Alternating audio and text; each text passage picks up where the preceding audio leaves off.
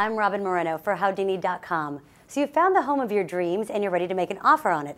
Do you know how to negotiate and close that deal? Well, Gerri Willis, CNN personal finance editor, is here to lead us through this tricky path. She's the author of Home Rich, Increasing the Value of the Biggest Investment of Your Life.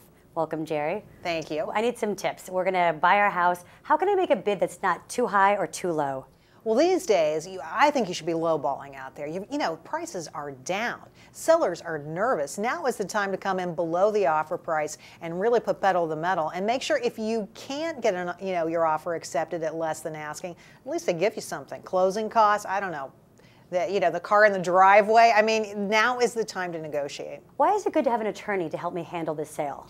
Well, not all states require an attorney. Some require a title agent. It just depends on where you live. I mean, this is mostly about legal requirements, but it's good to have somebody on your side who's representing you, who does this all the time and is used to these negotiations. So it's worth paying the money to have someone sort of like navigate all through of this tricky kind of legally forms. Probably have to pay someone to do it because you'll be required to have an attorney in closing in most states. So what can I expect during the closing process? Well, let me tell you the thing that you absolutely have to do.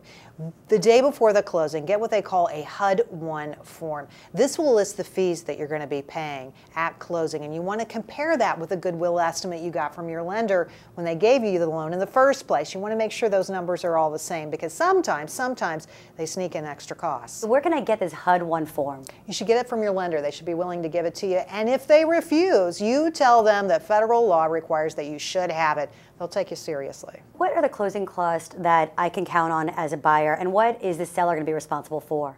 Well, I think what you really want to do at the end of the day is make sure that you're not paying administrative fees, copying fees. There are a lot of bogus fees out there that you want to make sure you don't get charged. This is typically how lenders, attorneys sneak in these fees at the last minute, and people end up paying so much more than they should. The tip really here is to go ahead and get that form, look it over really carefully, and just see what I'm really responsible for then. That's right.